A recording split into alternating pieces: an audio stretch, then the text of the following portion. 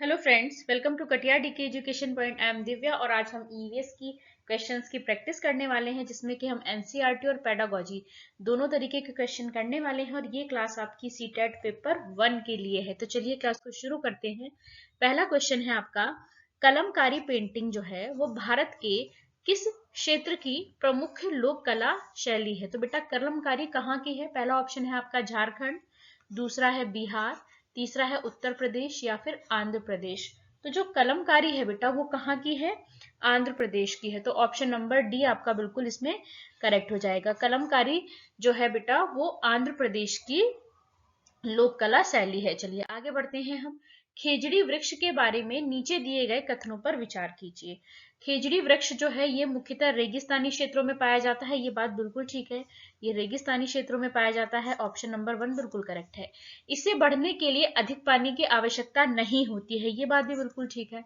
जो वृक्ष रेगिस्तानी क्षेत्रों में पाया जाता है तो वहां तो वैसे पानी की कमी होती है, तो वहां जो भी पेड़ पौधे बढ़ते हैं वो उसी तरीके के होते हैं कि उनको बढ़ने के लिए कम पानी की आवश्यकता होती है। तो यहाँ पर यही कहा है कि इसको बढ़ने के लिए अधिक पानी की जरूरत नहीं होती है। तो बिल्कुल ठीक बात है, आपका ए भी करेक्ट है, बी भी करेक्ट है। इसकी जो छाल है वो दवाई बनाने के काम आती है और इसकी जो लकड़ी है उसमें कभी कीड़ा नहीं लगता है। बिल्कुल ठीक बात है। जो खिजड़ी वृक्ष है बेटा, इसकी जो छाल है उसका इस्तेमाल किसमें किया जाता है? दवाई बनाने के लिए किया जाता है। और ये जो पेड़ है इसकी जो लकड़ी है उसमें कभी भी कीड़ा नहीं लगता है। डी ऑप्शन क्या है? इसके तने में पानी एकत्र होता है? नहीं। क्या खेजड़ी वृक्ष के तने में पानी एकत्र होता है? नहीं। जिसके वो कौन सा वृक्ष है बेटा? वो है आपका डेजर्ट ओक। डेजर्ट ओक है उसका, जिसके तने में पानी एकत्र होता है। तो खेजड़ी वृक्ष तो नहीं है, तो ये तो गलत हो गया। यह छायादार वृक्ष नहीं है, ये बात भी बिल्कुल गलत है भाई। ये वृक्ष तो छायादार है। इसकी जो पत्तियां हैं वो वहां के जानवर खाते हैं और इसपे जो फलियां लगती हैं उसकी सब्जी बनाकर वहां के लोग खाते हैं। तो डी और ई ये दो पॉइंट गलत हैं। ए बी सी आपका बिल्कुल करेक्ट हो जाएगा। तो ए बी सी यहाँ है, ऑप्शन नंबर 1 आपका बिल्कुल करेक्ट हो जाएगा। चलिए आगे बढ़ेंगे हम। निम्नलिखित में से भारत के केंद्र शासित प्रदेशों का युगल चुनिए। तो केंद्र शासित प्रदेशों का चुनना है आपका। पहला है नागालैंड और मिजोरम, दूसरा है त्रिपुरा और झारखंड, तीसरा है झारखंड और छत्तीसगढ़, या फिर लद्दाख और जम्मू कश्मीर। तो ऑप्शन नंबर डी आपका बिल्कुल करेक्ट हो जाएगा बेटा, लद्दाख और जम्मू कश्मीर। आगे बढ़ेंगे हम। एक ईवीएस की शिक्षिका एक चर्चा के दौरान बताती है कि राजस्थान के गांव के लोग स्थानीय रूप से उपलब्ध सामग्री से अपना घर बनाते हैं, जबकि मुंबई जैसे शहरों में लोग सीमेंट, ईंट, कांच और टाइल्स जैसी सामग्री खरीदकर घर बनाते हैं।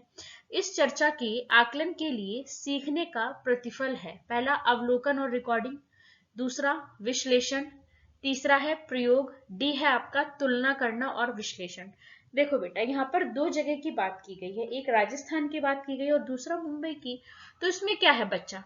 अवलोकन और रिकॉर्डिंग होगा, या फिर विश्लेषण होगा, या फिर प्रयोग होगा, या फिर तुलना करना और विश्लेषण करना होगा। तो इसमें क्या होगा? तुलना करेगा बच्चा।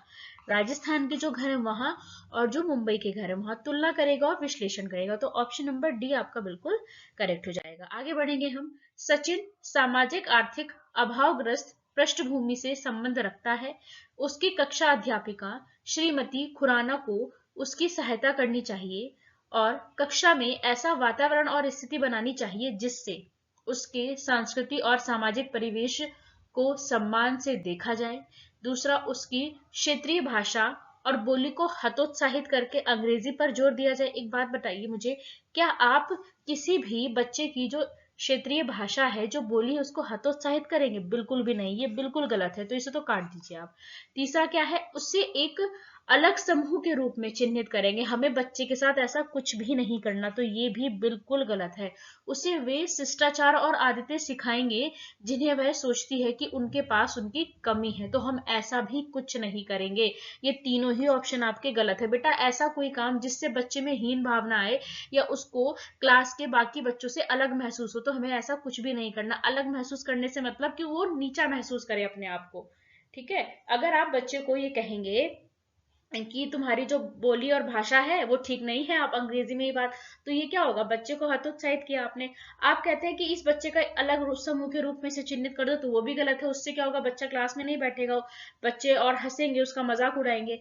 और फिर आप ये कहेंगे कि आपको ये शिष्टाचार के आते नहीं आती, तुम्हारे पास इनकी कमी है तो तुम्हें ये सीख। ऐसा कुछ नहीं करना आपको। क्या करना है, उसकी जो भी संस्कृति है, उसका जैसा भी सामाजिक परिवेश है, हमें क्या करना है, हमें उसका सम्मान करना है। तो ऑप्शन नंबर 1 आपका बिल्कुल करेक्ट हो जाएगा कि बच्चे की सांस्कृतिक और जो सामाजिक परिवेश है, हमें उसका सम्मान करना है, हमें उसे सम्मान से देखना है। आगे बढ़ेंगे हम। खेल और पहेलियां ईवीएस के शिक्षण और अधिगम के महत्वपूर्ण हिस्से हैं। क्यों है बेटा, क्योंकि वे कक्षा की एक रस्ता से विराम प्रदान करते हैं, वे शिक्षार्थियों को मजे करने का समय प्रदान करते हैं, वे शिक्षार्थियों को अपने आप पैटर्न खोजने को देते हैं, इनका कक्षा में संपादन करना आसान है। तो बेटा जो खेल और पहेलियां होती हैं वो ईवीएस के शिक्षण और अधिगम के महत्वपूर्ण हिस्से हैं। तो ऐसा क्यों, क्योंकि वे शिक्षार्थियों को अपने आप पैटर्न खोजने को देते हैं। भाई खेल और पहेली में क्या होता है, पहेली में क्या होता है, बच्चा अपने आप पैटर्न खोजता है। तो क्या है कि वे बच्चे को अपने आप पैटर्न खोजने के लिए, मतलब बच्चा उसमें अपने आप पैटर्न खोजता है, तो इसलिए क्या है, ये अधिगम का महत्वपूर्ण पार्ट है। चलिए आगे बढ़ेंगे हम। एक पर्यावरण अध्यापक अपने विद्यार्थियों को एक पर्यावरण संरक्षक कैसे बना सकता है। जो पर्यावरण का टीचर है वो अपने बच्चों को पर्यावरण का संरक्षण करने वाला कैसे बना सकता है। पहला, उन्हें वस्तुओं के पुनः उपयोग और पुनः चक्रण में लाने को कहेगा। ऐसे उन्हें नए संसाधन विकसित करने को कहेगा। क्या इस तरीके से वो बच्चे को पर्यावरण का संरक्षक बना सकता है। उन्हें अपने इलाके में एक पौधा लगाकर उसकी देखभाल करता बनाकर, या फिर उन्हें प्रकृति को हानि ना पहुंचाने के लिए कहकर।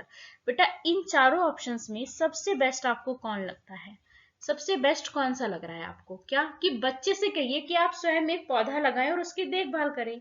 तो इससे क्या होगा, वो पर्यावरण का संरक्षक स्वयं ही बन जाएगा। जब वो किसी पौधे को लगाएगा, उसकी देखभाल करेगा, तो क्या होगा, वो कभी भी उसे नुकसान नहीं पहुंचाएगा। तो इसलिए क्या है, ऑप्शन नंबर आपका इसमें 3rd बिल्कुल करेक्ट हो जाएगा कि आप क्या कहेंगे, कि आप बच्चे से कहेंगे कि आप स्वयं एक पौधा लगाइए और उसकी देखभाल करिए। चलिए आगे बढ़ते हैं हम। निम्नलिखित में से कौन सा कोल तार के स्थान पर पक्की सड़कों के निर्माण में प्रयुक्त होने लगा है। तो क्या होने लगा है, पहला सीमेंट, दूसरा है प्लास्टिक, बिटुमिन या फिर पॉलीथीन। तो ऑप्शन नंबर सी करेक्ट हो जाएगा आपका, क्या, बिटुमिन। चलिए आगे बढ़ेंगे हम। प्राथमिक स्तर पर निर्माणात्मक आकलन सम्मिलित करता है शिक्षकों को उनके शिक्षण के प्रभाव के संदर्भ में प्रतिपुष्टि देने में, दूसरा शिक्षण की कमियों को पहचानने में, मासिक रिपोर्ट कार्ड बनाने में, या फिर विद्यार्थियों के अधिगम अंतराल को ज्ञात करने में। तो जो प्राथमिक स्तर है बेटा, प्राथमिक स्तर पर निर्माणात्मक आकलन में क्या क्या शामिल होगा। एक बात बताइए, क्या मासिक रिपोर्ट कार्ड बनाना इसमें शामिल होगा? नहीं, तो ये गलत है, बाकी तीनों सही है। ए बी सी तीनों ही आपके करेक्ट हैं।